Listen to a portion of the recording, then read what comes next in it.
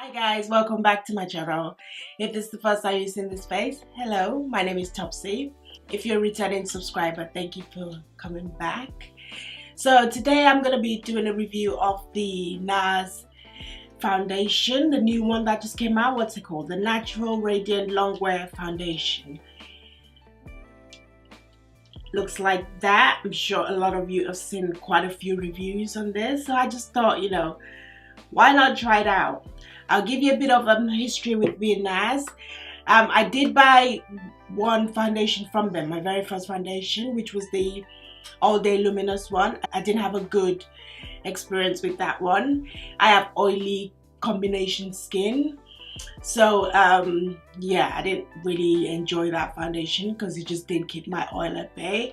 So yeah, so I'm hoping that I'll have a better experience with this one.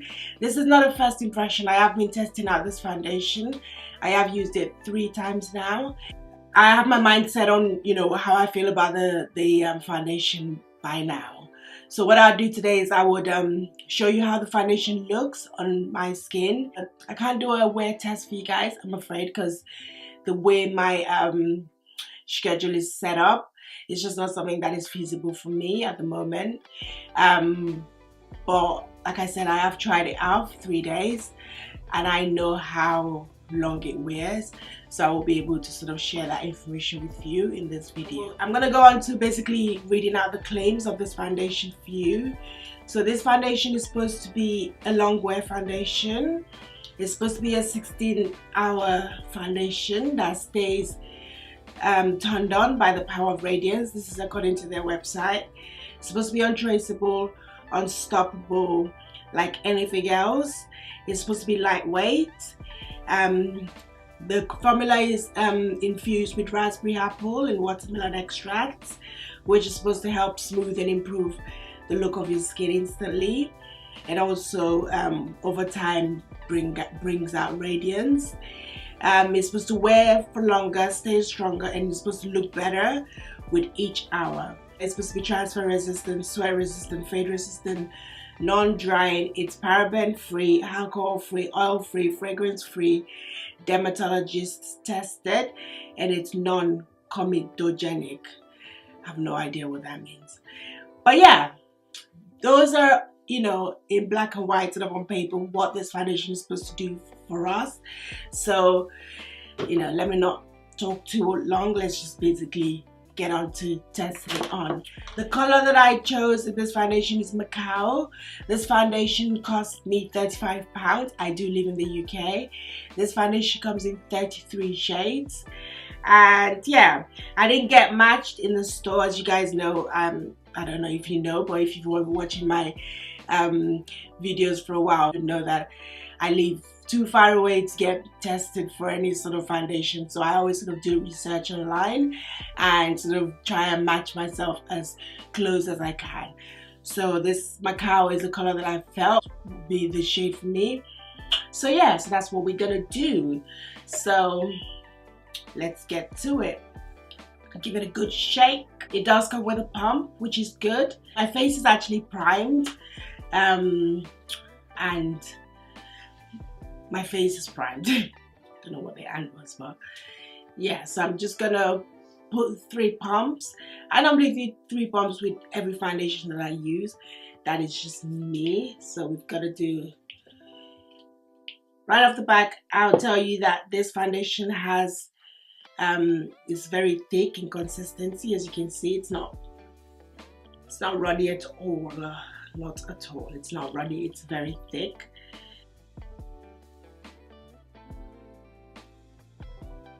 I'm not gonna color correct because I just want to see how the foundation works just on its own. Get my foundation brush and buff that in.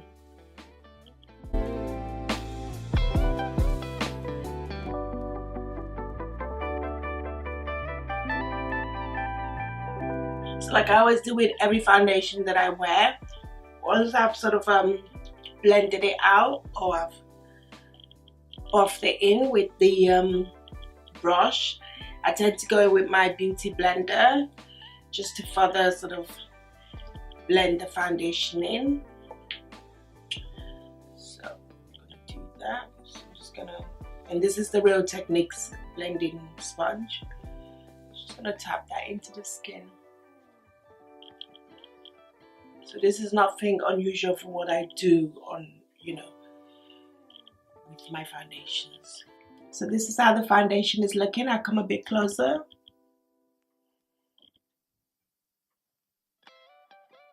So as you can see, it's definitely not matte.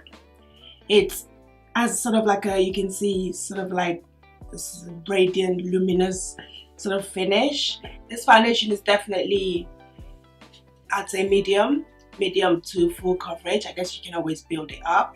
And I didn't do too badly with the color match. Looking at my chest compared to my face, I'd say it's a pretty good match. I don't have much blemishes going on, but I'd say the areas where I do have blemishes, it has done a good job of covering it, which is normally like my cheekbone area. Yeah, so that's how the foundation is looking. I will finish up the rest of my face. I would do my highlighting, contouring, set my face as well, the whole shebang. And I'll be right back to give you my final thoughts and, you know, what I feel about this foundation. So this is the finished look. I would give you the pros and cons of this foundation, what I like about it and what I don't quite like about it. So what I would say about the Nars Radiant Longwear Foundation by Nars, which is supposed to be a longwear foundation. I think basically the name says it all, the fact that it's radiant. So I'll start with the pros. Let's start with the pros. So the pros for me of this foundation, I love the finish. I love the way it looks on the skin. I love the way other products that I put on my face, like my highlighter, my blush, sits on it. It sits quite well. The finish is definitely an A+ for me. I love the finish of this foundation. I don't know what you guys are seeing on the screen, but in person, the finish is very beautiful. Bearing in mind that, you know, I have had this foundation on, I'd say now for about an hour, because it took me that long to put up the rest of my face. Also, I had something to eat and did other things as well. Yeah, I think for me really it's the finish. That's what sells it for me. That's what I like most about this foundation, is the finish is beautiful. What I don't like about this foundation is, I guess for me, being combination oily, the fact that it's radiant, it's not matte. You know, for us oily girls, that could be a problem, you know. When I tested this foundation prior to today, the 3 times I tested it, I would say it took about 3 to 4 hours, except 3 hours really. The oils in my T-zone started to come through, which is a bit early for me in terms of, you know, the foundations that I sort of, either my Fenty or my Mac Studio Fix, so my Makeup Forever that I normally wear. I'd say probably about the 5 hours Mac, that's when I need to blot. So it's not unusual to blot for me. No matter how matte the foundation is, I still need to blot pretty much after the 5 hour Mac. But for me with this foundation, it's all good now that we're in winter. You know, I'm not quite sure how this would hold up in the summer. I don't think it's gonna, you know, I don't know, but from experience, I don't think it's gonna do too well in the summer when it's hot and, you know, you get all sweaty. So that's a big con for me. If you have dry skin, you would love this foundation. I think you would. But for us combination oily girls, it's yeah, I wouldn't recommend it, I'll be honest. I think I have other foundations that look just as flawless and probably last longer. So that would be my take on the foundation. It doesn't wow me in terms of the claims on the website where it says that you can get 16-hour wear. I don't know about that. Maybe if you have dry skin, then that would work for you. But for oily combination skin, I was struggling to get 4 hours out of this without, you know, having to blow. So yeah, that's my take on it. I'm not crazy about it. If I had to say, should you grab or pass, I would definitely say pass. I'm sorry, Nars. I just felt like it wasn't that far off from the All Day Luminous. Maybe it was just a case of it didn't make my skin as oily as in the Longwear one compared to the Luminous, but it's still giving me that radiant, still, you know, giving me that shiny face after 3 hours. Yeah, so for that reason, I'm gonna say pass on this one. If I was to rate it compared to the other ones that I have in my collection, I wouldn't rate it high, really, because those ones afford me the fantastic finish as well as the fact that they stay matte for longer. So for that reason, it's a pass for me.